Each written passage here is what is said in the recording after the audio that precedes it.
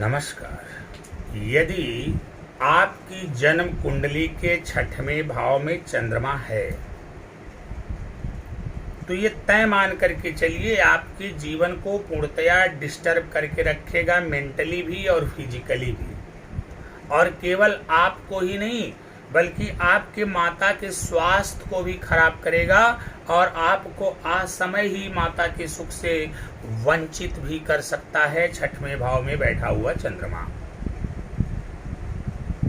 आपको फिजिकली अस्वस्थता महसूस होगी, नाना प्रकार की समस्याएं होंगी। मोटापा दे सकता है, थायराइड दे सकता है, श्वसन संबंधी समस्या दे सकता है, शरीर में खून की कमी हो सकती है, इत्यादि इत्यादि। और सर्दी जुकाम ये सारी समस्या, स्नोफीलिया इत्यादि की समस्या देगा। मेंटली आपको मनोरोगी बना देगा ये। कभी कभी ऐसा भी आपको लगेगा जो रोग वास्तव में आपके अंदर नहीं होगा, उस रोग की भी आशंका आपको सताएगी। मानसिक रूप से रोगी बना देगा, मनोरोगी भी बनाता है, मेंटली डिस्टर्ब कर देता है, डिप्रेशन में डालता है। ऐसा व्यक्ति बार बार डिप्रेशन में जाता है, बारंबार डिप्रेशन में जाता है। और सबसे बड़ी बात कि रोग रुकने के बजाय रोग बढ़ते ही चले जाते हैं। रुकते नहीं, रोग बढ़ते चले जाएं। जैसे जल बढ़ता चला जाता है वैसे ही रोग भी बढ़ता चला जाएगा और माता भी परेशान। माता को बहुत ज्यादा दिक्कत होती है। माँ या माँ समान स्त्री जो आपकी खास हैं, सगे हैं, उन्हें भी तकलीफ होगी। वो आपकी मासी भी हो सकती है, आपकी चाची भी हो सकती है, वो आपकी सास भी हो सकती है, आपकी माता भी हो सकती है। ये सारे लोग कहीं न कहीं पीड़ित आपको दिखाई देंगे।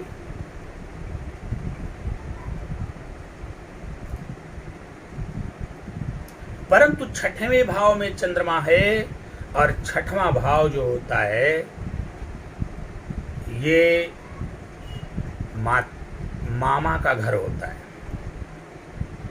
मातुल पक्ष।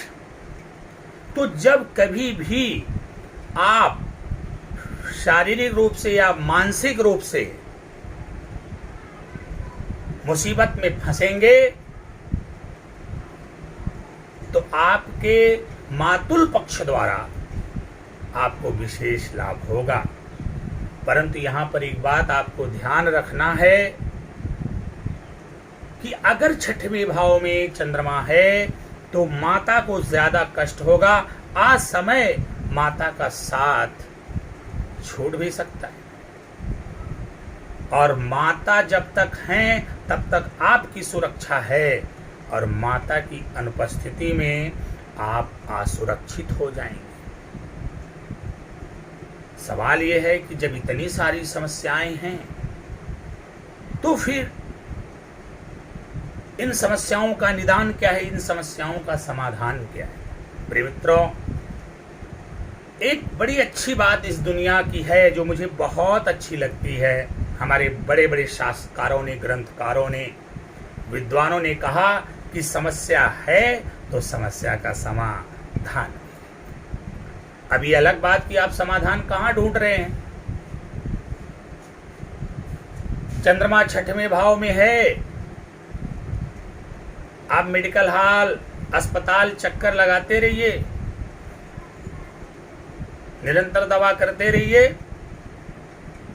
आपकी समस्याओं का समाधान नहीं होगा।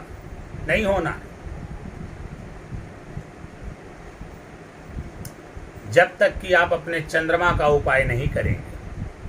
चंद्रमा का उपाय करिए और फिर ये दवाएं आपको फायदा कर देंगे और फिर अस्पताल का चक्कर लगाना बंद कर देंगे। अब चंद्रमा का उपाय क्या करना है?